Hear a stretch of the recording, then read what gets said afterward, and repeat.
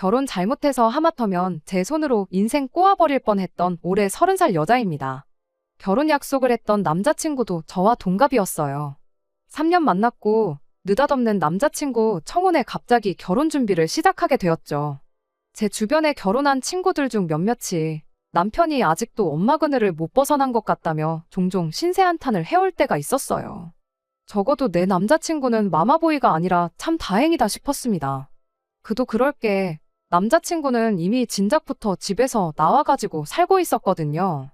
독립해서 산다고 해서 엄마 그늘을 벗어나고 독립심이 다 강한 사람인 거냐 물으신다면 그 말에는 아니라고 대답할 수밖에 없겠지만 적어도 남자친구는 자기 나름대로의 비전을 가지고 있는 사람이었습니다.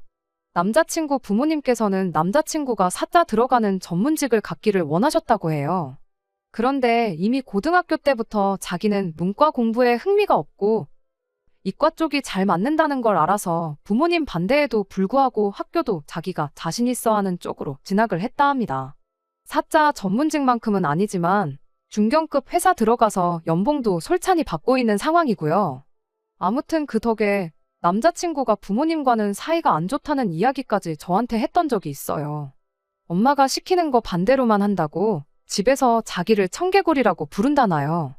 부모님하고 사이가 안 좋은 게 결혼하면서 고려해야 할 사항은 아니지만 적어도 엄마 그늘 벗어나지 못해 엄마 없으면 자기 혼자 결정도 못 내리는 그런 한심한 인간은 아니겠구나 생각했어요. 그런데 마마보이만 조심했지 세상에 남자친구가 누나보이일 줄은 생각도 못했습니다. 누나보이라는 말도 남자친구 때문에 처음 알았네요. 말씀드렸다시피 남자친구가 저런 인간이라는 걸 알기 전에는 자기 미래 계획을 구상하고 실천하는 데 있어서 정말 칼 같은 사람이라 생각했습니다. 어린 나이에 벌써부터 자기 적성을 알고 부모님 반대에도 불구하고 대학교를 선택했던 것부터 전공을 살려 취직까지 한 것까지. 거기에 군대랑 복학에 졸업하는 날짜까지 미리미리 계산해 타이밍 맞춰서 26살 나이에 군문제도 해결하고 졸업까지 했죠.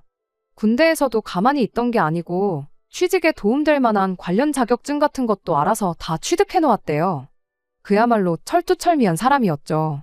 상황이 가능만 하다면 나이 30 돼서 결혼하는 것 또한 원래 자기 인생 계획이었다고 하더라고요.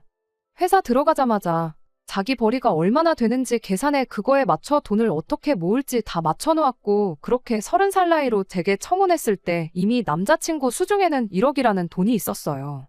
오히려 군대도 안 갔는데 2년 먼저 취직해놓고 모아놓은 돈 8천이 전부에 그마저도 남들보다 잘 모은 거 아닌가 하고 자화자찬하고 있었던 제 스스로가 다 부끄러울 정도였지요. 동갑내기인데도 여러모로 배울 점이 많은 사람이라 생각했어요. 그런데 이 모든 것들이 남자친구가 알아서 한 게 아니라 하마터면 내 예비신우가 될 뻔했던 남자친구 누나의 개입이 있었던 거였네요. 뭐 동생 앞길 좋은 길로 이끌어줬으니 그걸 나빴다고만 할 수는 없으려나요. 문제는 정말 남자친구의 모든 것에 누나가 안 들어가 있는 게 없을 정도였어요. 심지어 나한테 청혼한 것도 누나의 입김이 있었던 게 정말 소름이었죠. 남자친구의 청혼을 받고 나서 결혼식 날짜는 언제쯤이 좋으려나 싶었는데 남자친구가 그것도 자기가 다 생각해놓은 날이 있다고 하면서 우리 연애 시작한 기념일 날짜를 말하더라고요. 보통은 남자들이 기념일 같은 거 잘 안 챙기고 그런 날짜 기억하는 데에도 무딘 편이잖아요. 그런데 정확한 날짜까지 기억해서 의미 있게 그날에 결혼하자는 것도 한편으로는 참 낭만적이게 들렸습니다. 그때는 남자친구의 본 모습을 모르고 있었으니 아마 콩깍지 때문에라도 더 좋게 보였을 수도 있겠다 싶네요. 아무튼 문제는 기념일에 맞춰서 결혼하기에는 조금 시간이 빠듯해 보였어요. 덕분에 조금 급하게 결혼 준비를 하기 시작했습니다. 양가 부모님께 인사도 토요일 일요일 하루씩 해서 같은 주에 인사를 드렸죠. 남자친구가 자기 입으로 부모님이 하라는 거 반대로만 해서 부모님과 사이가 안 좋다고 말했었는데 막상 인사를 드리러 가니 그건 그냥 남자친구 혼자만의 생각이었다는 걸 알게 되었어요. 자기는 아니라고 생각할지 몰라도 옆에서 보기에 부모님 두 분 다 아들 아끼는 게 눈에 다 보일 정도였거든요. 남자친구가 대학 갔을 때부터 자취한다고 쭉 떨어져 지냈는데 집에 자주 찾아가지 않았었나 봐요. 아버님은 그냥 자주 못 보는 아들 오랜만에 봐서 그런가 시선이 아주 남자친구한테 고정이 돼가지고 계셨고 어머님 또한 말 한마디 한마디 할 때마다 아들 등을 쓸어주고 손등을 어루만져주고 사이가 나쁘다는 말과는 다르게 엄청 사랑받고 있구나 싶은 느낌이었어요. 대화 중 어머님이 젊은 놈 고집이 저렇게 세서 제대로 여자친구나 만나려나 싶었는데 어디서 이렇게 참한 사람을 데려왔냐며 덩달아 저도 좋아해 주셨죠. 한두 번 봤다고 해서 그 사람의 모든 걸 파악할 수 있는 건 아니겠지만 적어도 결혼해서 고부 갈등이나 시부모님과의 문제로 속 썩을 일은 없겠구나 싶었어요. 저희 부모님께서도 남자친구가 아주 딱 부러지고 사람이 옹골차 보인다고 마음에 들어 하셨습니다. 그간 제가 워낙에 남자친구에 대해서 좋은 이야기밖에 안 했어서 더욱더 그랬던 걸 수도 있겠네요. 아무튼 양가 부모님께 인사도 드린 마당에 저희가 정해놓은 결혼식 날짜에 맞추려면 하루도 낭비하기가 아까운 시간이다 보니 내친 김에 상견례도 바로 그 다음 주에 진행해버렸습니다. 상견례 분위기도 엄청 좋았어요. 남자친구네 아버님이랑 저희 아버지가 고향도 마침 동양에 심지어 학교까지 같은 학교를 나오셨던 거예요. 남자친구 아버지 나이가 저희 아버지보다 더 많았다 보니 같은 시기에 학교를 다닌 건 아니었는데 선생님 한 분 이름이 나와가지고는 상견례 자리라는 게 무색하게 두 분이 의기투합해가지고는 선배님 후배님 하면서 두 분이서만 따로 이야기꽃을 피우셨지요. 양가 부모님들끼리도 저렇게 관계가 좋은데 그때까지만 해도 누가 이 결혼을 반대하겠나 싶은 생각이 들 정도였죠. 상견례 자리에서 한참 이야기를 나누던 중 결혼식은 언제쯤 하는 게 좋겠냐는 이야기가 나왔었어요. 뭐 어디 용한분한테 가서 좋은 날짜를 받아와야겠다니 그런 이야기가 오가길래 저희가 사실 생각해둔 결혼 날짜가 있다고도 말씀드렸어요. 워낙에 분위기가 좋아서 그랬나 자식들이 영특해서 부모들이 알아볼 게 없다면서 그런 사소한 것까지 다 칭찬을 해주시더라고요. 달리 당신들이 해줄 건 없고 그냥 너네들 결혼할 때 해달라는 거 다 해주겠다는 이야기까지 나왔죠. 예단 예물 같은 허례허식도 하지 말고 마지막 10원 한 장까지도 자식들 미래를 위해 지원해주자는 식으로 상견례는 분위기 좋게 마무리되었어요. 결혼하는 데 있어서 이보다 더 좋은 상황이 어디 있었겠나요? 진짜 결혼만 하면 앞으로 행복하게 사는 일만 남았구나 하고 생각했어요. 그때까지는 말이죠. 왜냐하면 그때까지 저희 시누이가 될 뻔했던 이 모든 사건의 원흉이나 마찬가지인 남자친구의 누나를 아직 만나기 전이었으니 말이에요. 상견례가 끝나고 나서 남자친구가 이제 우리 누나한테만 인사를 하러 가면 되겠네 하고 말을 하더라고요. 뭐 결혼하기 전에 어디 멀리 사는 친척들한테까지 다 인사를 하자는 것도 아니고 다른 사람도 아니고 누나인데 당연히 결혼 전에 소개받고 인사 나누고 하는 게 맞다는 생각이었죠. 딱히 불만을 가질 이유까진 없었습니다. 다만 시간이 빠듯한 만큼 집에 인사드리러 갔을 때 같이 부르던가 아니면 못해도 상견례 때 같이 참석을 했다면 좀 더 좋았을 수도 있겠다 싶기는 했지만요. 따로 시간 내서 만나도 상관은 없지만 결혼 준비로 하루가 아쉽다고 그래놓고 충분히 시간을 아낄 수 있는 일을 미룬 거나 마찬가지라는 생각도 있었거든요. 그런데 가족들 모이는 자리에 누나를 부를 수 없었던 이유가 따로 있었더라고요. 남자친구가 자기가 부모님하고 사이가 안 좋다고 생각하는 건 남자친구 혼자만의 생각이고 오해인 것처럼 느껴졌었다고 했잖아요. 그런데 남자친구의 누나는 정말로 가족들하고 사이가 안 좋았던 것 같아 보였어요. 남자친구 말로는 남자친구 할머니가 살아계실 적에 있던 일 때문에 그렇게 되었답니다. 할머니가 워낙에 옛날 분이라서 남아선호 사상이 몸에 배어있던 분이셨다 해요. 그때 신우가 수능을 망쳐서 뭐 기숙사 학원을 가느냐 마느냐 하는 상황이었다는데 할머니께서 딸 자식 몰 돈까지 들여가면서 비싼 대학 공부까지 시키냐 그냥 시집이나 일찍 보내라는 소리를 입버릇처럼 하셨답니다. 그런데 하필 남자친구네 아버님이 할머님 말에는 또 거역을 못하는 분이셨던 게 문제였던 거죠. 본심은 어땠던 건지 모르겠지만 어쨌든 할머님이 그런 말을 했다 보니 남자친구의 누나한테 대학 가는 거 말고 달리 하고 싶은 게 있느냐 하고 물었대요. 남자친구의 누나는 그게 그렇게 서운할 수가 없었고 그분을 못 이겨서 할머님한테 가서 대판 시비를 걸었다더랍니다. 그런데 아버님이 할머님 말에는 또 거역을 못하는 효자라고 했잖아요. 막상 자기 자식일지라도 당신 어머니인 할머님한테 그렇게 나오는 걸 보고 한마디 안 할 수가 없었던 거죠. 그때 남자친구의 누나는 이딴 집구석에서 더는 못 살겠다며 짐 싸들고 나갔다 합니다. 그 뒤로 아예 부모님과는 절연을 한 상태라 인사시키는 날이나 상견례 날 같이 자리를 할 수 없었던 거고요. 그래서 부득이하게 인사하는 자리를 따로 만들 수밖에 없었던 거죠. 그런데 문득 생각이 나대요. 남자친구 집에 인사하러 갔을 때나 상견례 자리에서 남자친구 어머니가 남자친구한테 누나는 하고 남자친구한테 누나 안부를 물어봤었던 게 말이죠. 상황을 다 듣고 종합해보니 남자친구는 아직도 누나랑 같이 연락을 하고 지내는가 했죠. 그런데 그게 아니었어요. 연락을 하고 지내는 정도가 아니라 남자친구가 누나 집에서 얹혀 살고 있었더라고요. 3년 연애했지만 항상 데이트 끝나면 남자친구가 저를 집에 바래다 줬지 제가 남자친구를 집까지 바래다 준 적은 없어서 그 사실을 여태 몰랐던 거죠. 집에서 데이트를 했던 것도 아니고 집 나와서 살고 있다길래 혼자 사는 줄 알았지. 그래도 그게 뭐 대수냐 싶긴 했어요. 말해줄 때까진 몰랐을 사실이지만 제가 딱히 물어본 적도 없고 막말로 뭐 동년배 여자랑 같이 사는 것도 아닌데 누나랑 사는 게 잘못된 건 아니잖아요.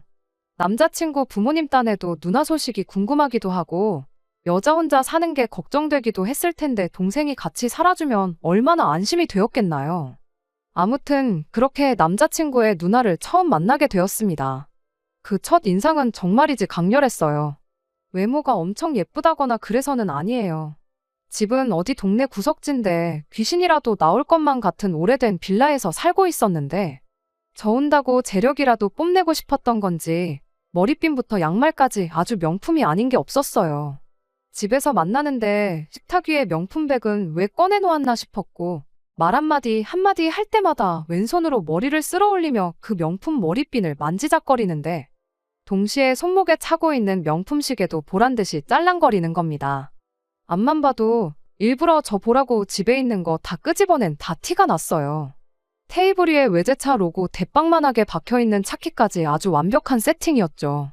그때까지만 해도 그냥 티내는 거 좋아하는 사람이구나 생각했지. 사람이 저렇게 이상한 사람이리라곤 생각도 못하고 있었어요.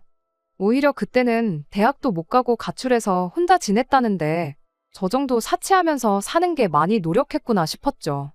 오죽 남한테 얼마나 자랑하고 싶었으면 집에서 만나기로 했는데 명품 가방까지 꺼내놓고 사람을 기다리나 그런 생각이었어요.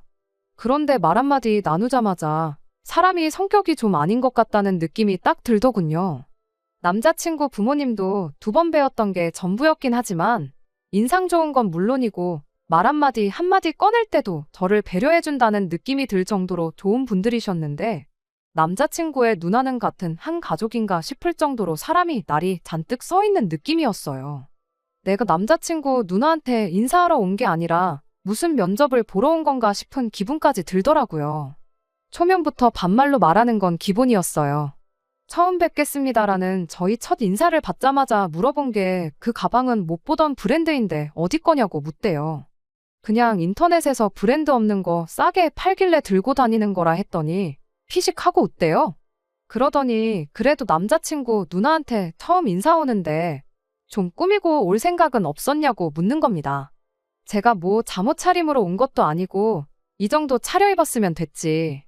예비신우 소개받는 자리가 맞선 소개팅 자리도 아니고 꾸미고까지 올 필요가 있나 싶었죠.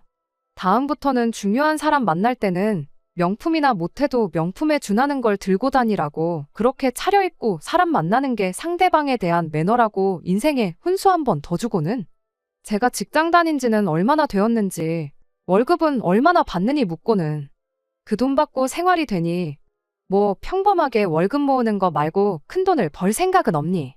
그 나이에 죽을 때까지 회사 다녀봐야 돈 얼마 못 버는 거는 알고나 있니? 그렇게 꿈이 작아서 어떡하니 하면서 자꾸 저를 가르치려 들기까지 하는 거예요. 인생 선배로 저한테 조언이 해주고 싶은 건가 싶었는데 솔직히 제가 원하지 않는 조언은 오지랖에 불과하잖아요. 자꾸 사사건건 제가 하는 모든 게 틀렸다는 식으로 말을 하는데 정말 사람이 참 별로였다는 말 말고는 달리 남자친구의 누나를 설명할 방법이 없는 것 같네요. 가는 말이 고와야 오는 말도 곱다는데 솔직히 제가 거기서 얼마나 좋은 반응을 보였겠나요. 그냥 내내 하면서 성의 없이 대답하고 있으니 남자친구 누나도 제가 지금 상황을 두고 조금 언짢아하고 있다는 걸 느꼈나 봐요. 하던 말 끊더니 이렇게 한마디 하더라고요. 자기가 이렇게 시간을 내준 데에만 해도 제가 고마운 줄 알아야 한다고요. 자기는 1분 1초가 아까운 사람이라고. 이러고 있는 시간에도 마음만 먹으면 돈을 얼마를 벌 수 있네 어쩌네 하는데 일부러 자랑하려고 꺼내놓은 게 티가 나는 차키나 명품 가방, 온몸을 휘감고 있는 명품들 보면 돈은 꽤 벌어서 하는 소리 같기는 한데 솔직히 집이 다 쓰러져가는 빌라만 아니었더라도 좀 설득력이 있었을 거예요. 솔직히 저도 똑같이 시비 걸려면 충분히 시비 걸 수 있었어요. 백날 회사원 생활해봐야 월급 이상의 돈을 버는 방법은 없는 거 모르냐며 저를 무시하는 듯한 발언을 하는 게 딱히 직장 생활 하는 것 같지는 않은데 어디 술집이 돈을 그렇게 많이 주길래 1분 1초가 아쉬울 정도냐고 하시냐 물을 수도 있었는데 제가 뭐 싸우러 온 것도 아니고 그냥 잘난 척 하고 싶은 거 받아주면 그만인 건데 억지로 시비 걸어서 뭐 하겠어요. 그런데 또 대답하자니 딱히 할 말도 없어서 그냥 그러시구나 저러시구나 하면서 또 성의 없이 대답만 하고 있었죠. 저한테 무슨 리액션을 기대한 건지는 모르겠는데 자기가 원하는 반응이 나오지 않아서 그런 건가. 남자친구 누나의 심술은 더 심해지기 시작했습니다. 동생이 결혼하고 싶다길래 뭐 얼마나 대단한 사람을 데려왔나 했는데 들고 다니는 가방 꼬라지를 보니 그냥 소시민에 불과하다고 하는 거예요. 그러면서 동생이 너무 아깝느니 너 진짜 이런 애랑 결혼하고 싶니 하는 말을 저를 바로 앞에다 두고 하는데 그때쯤부터는 남자친구 누나보다 남자친구한테 기분이 상하기 시작했어요. 부모님한테 인사시키는 자리에서는 어머님이 좀 대답하기 민감한 질문 같은 거 하셨을 때 엄마는 뭐하러 그런 걸 물어보냐 하며 틱틱거리고 그랬거든요. 그런데 이건 대답하기 난감한 질문도 아니고 대놓고 내 흉을 보고 있는데도 옆에서 아무 말도 안 하고 있는 꼴을 보니 기가 차더라고요. 아무튼 저랑 인사 나누는 자리가 시간 낭비라는데 제가 일찍 사라져주는 게 맞는 것 같아서 그럼 식사는 나중에 안 바쁠 때 기회가 되면 하는 걸로 하자고 하고 저는 이만 들어가 보겠다 말한 뒤 자리에서 일어났어요. 남자친구가 바래다 준다고 따라 나왔는데 그랬다간 가는 길 내내 싸우기만 할 것 같아서 그냥 저 혼자 간다 하고 집에서 쉬라고 했죠. 억지로 풀리지도 않는 속을 가라앉히느라 고생 좀 했습니다. 지금이야 같이 한 집에 살고 있으니 어쩔 수 없이 소개를 시킨 거겠지만 어차피 부모님과도 연 끊고 연락 없이 지낸다 하니 결혼식에도 안 나타나지 않겠나 싶었죠. 그리고 앞으로 뭐 가족 모임 같은 게 있어도 안 나오지 않겠나 하는 생각이었습니다. 미안한 말이긴 하지만 이대로 남자친구 누나가 가족들과 풀지 못하고 쭉 연 끊고 지냈으면 좋겠구나 싶었어요. 지금 와서 후회가 되는 건 그때 남자친구한테 니네 누나 뭐냐고 한마디 따져묻던지 아니면 그 자리에서 오지랖 부리지 말고 네 인생이나 챙기라고 한마디 해줄 걸 그랬나 봐요. 그랬다면 분명히 남자친구가 저한테 누나한테 뭐 하는 짓이냐고 화를 냈을 거 아니겠어요? 그럼 그때 진작에 저 자식이 부모보다 누나한테 더 절절매는 누나보이라는 걸 알았을 거라는 게 제 생각이에요. 하지만 지난 일 후회해봐야 뭐에 쓰겠어요. 어쨌든 결과적으론 그로부터 한 달도 안 지나 파혼을 하게 되었으니까요. 아무튼 그 이후로 결혼 준비는 딱히 문제없이 잘 진행되고 있었어요. 상견례 때 부모님들끼리도 친해져서 그렇게 네 분이서 따로 자리도 만들고 그랬었나 봐요. 그리고 그때 이야기를 나누길 양가에서 각각 2억씩 저희들 결혼하는데 보태주기로 했던 거예요. 너무 좋았죠. 부모님 지원 없이 결혼하는 사람들도 많다는데 한 푼 두 푼도 아니고 2억씩이라니 완전히 복받은 거라 생각했어요. 그런데 결국 그 돈 때문에 그리고 남자친구 누나 때문에 파혼을 할 수밖에 없었습니다. 결혼 비용으로 5천 정도 잡고 신혼집에 혼수 채우는 거 생각해서 신혼집 예산으로 5억 정도를 가지고 있다 생각하기로 했어요. 예산에 맞춰서 조금 외곽 쪽으로 빠지느냐 아니면 5억을 깔고 연끌을 해서라도 소위들 말하는 서울 3대장 지역으로 신혼집을 구해야 하나 그런 고민을 하고 있었죠. 5억이 엄청 큰 돈이라 생각했는데 막상 실제로 집값을 알아보니까 또 그렇지만은 않더라고요. 맞벌이를 할 거다 보니 대출이자가 그렇게 부담이 되는 건 아니었는데 그래도 언제까지 저 돈을 갚아야 하는가 생각해보면 까마득하고 그랬어요. 암만 배부르고 행복한 고민이라고 고민은 고민인데 혼자 해가지고 뭐에 쓰겠나요? 결혼을 저 혼자 하는 것도 아니고 남자친구는 어떻게 생각하는지 물어봤어요. 그런데 남자친구도 안 그래도 자기 생각에 5억은 너무 부족한 것 같다면서 돈을 좀 더 모아보지 않겠냐는 소리를 하더라고요. 그 말이 저는 뭔 소린가 싶었어요. 당장 우리 기념일 맞춰서 결혼하자고 해서 급하게 결혼 준비하고 있는데 돈을 더 모으자는 말은 결혼식 날짜를 뒤로 미루자는 거랑 같은 소리잖아요. 그리고 그거 얼마나 뒤로 미룬다고. 두 사람 벌이 합쳐서 800 조금 안 되는데 1년 2년 모은다고 해서 얼마나 많이 모으겠나요. 철두철미하고 계획적인 인간이 갑자기 무슨 나사 빠진 소리를 하는 건가 싶었죠. 그런데 남자친구가 일말의 고민도 없이 자기 계획이라면서 터무니없는 소리를 늘어놓기 시작했어요. 그때 우리 누나 만났던 날 기억나냐고 하면서 자기 누나 이야기를 꺼내더라고요. 그날 너가 일찍 돌아가 버리는 바람에 계획이 틀어지게 되었는데 원래 누나 차 타고 어디 먼데 나가서 엄청 비싼 밥 먹고 올 계획이었다 하면서요. 그러면서 동시에 누나 자동차 자랑도 하대요. 그 차가 우리나라에 몇 대 없는 차라고 그 차 타고 다니고 있으면 지나가는 사람들이 다 쳐다보고 그런다고 하면서요. 그 이야기가 왜 나오는지 싶었는데 이어서 누나 가방이며 시계는 기억나냐고 묻는 거 아니겠나요? 그날 자기 누나가 저한테 못다한 자랑을 대신 해주려는 건가 싶었고 그래서 제가 기억난다고 대답했어요. 누가 집안에 있으면서 비싼 시계랑 가방을 꺼내놓냐고 보통 사람은 안 그러지 않냐고 일부러 빈정거리는 말투로 대답했는데 남자친구는 누나 이야기하면서 신이 난 건지 그걸 칭찬으로 받아들였나 봐요. 암만 명품에 관심 없는 척 해도 너도 어쩔 수 없는 여자라고 그게 엄청 비싼 건지는 알고 있었구나 하면서 시계도 웬만한 국산차 한 대 값은 되고 가방도 뭐 그냥 돈이 있다고 해서 살 수 있는 가방이 아니래요. 평소에 그 명품 매장에서 돈을 좀 써야지 그 가방을 살 수 있는 자격을 준다나 어쩐다나요? 신혼집 이야기를 꺼내자마자 이어진 난데없는 누나 자랑에 다른 것보다 느낌이 쎄했어요. 아니나 다를까 우리 누나가 엄청 대단한 사람이라고. 대학도 안 나왔는데 어떻게 저렇게 큰 돈을 벌었는지 궁금하지 않냐고 묻는 겁니다. 그래서 제가 하나도 안 궁금하다고 그냥 물어본 말에다 대답하라고 그렇게 한마디 했어요. 제가 안 궁금하다고 대답을 할 거라곤 예상을 못한 건지 바로 말을 잇지 못하대요. 한참을 말없이 있다가 그제서야 그냥 본론을 꺼내더군요. 우리 누나가 다른 것보다 돈 꿀리는데 아주 재주가 있다고. 지금 누리고 사는 것만 봐도 설명이 되지 않냐면서요. 그러더니 일단 우리 결혼하고 나서 바로 집을 구하는 게 아니라 지금 이 집 그러니까 지 누나 집에 들어가 살면서 부모님이 지원해준 돈에 우리 돈까지 합친 5억 8천 거의 6억에 육박하는 그 돈을 누나한테 굴려달라고 부탁을 하자는 겁니다. 누나가 관리해주면 금방 불어날 거라면서 이왕 내친 김에 월급도 누나한테 맡기고 돈 불려줄 때까지 누나한테 용돈 타서 쓰자고요. 요즘은 서울 외곽 지역도 좋은 아파트 들어가려면 10억은 우습게 줘야 한다고. 5억 가지고는 아무것도 못하는 거 모르냐고. 5억 대출받아 갚을 생각 해보라고. 은퇴할 때까지 평생 빌린 돈만 갚다가 우리 젊은 시절 다 끝날 거라면서요. 그런데 누나가 한 1년 정도 우리 돈 굴려서 2배로 만들어주고 자기는 딱 2억만 먹고 나머지는 우리 다 준다고 했답니다. 그러니까 누나한테 부탁하고 일단 누나 집에 1년 정도만 들어가서 살아보자는 소리를 하는데 여태까지 알고 있던 내가 결혼까지 결심하게 만든 그 야물딱진 사람 입에서 나오는 소리가 맞나 싶었어요. 어이가 없어서 아무 말도 잊지 못하고 있는데 그 와중에도 남자친구는 지 누나를 찬양하는데 여념이 없었죠. 기회가 되면 2년, 3년 정도 살아가지고 강남에 집 한 채 구해서 시작하는 것도 나쁘지 않겠냐는데 저 정도면 거의 종교가 아닌가 싶었습니다.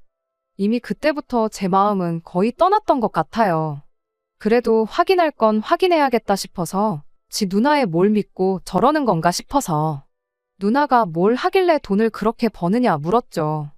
남자친구가 그 말에 싱글벙글해서는 궁금했으면서 왜 안 궁금했던 척 한 거냐 하면서 누나의 인생사를 읊어주기 시작하더라고요. 그런데 뭐 별것도 없었어요.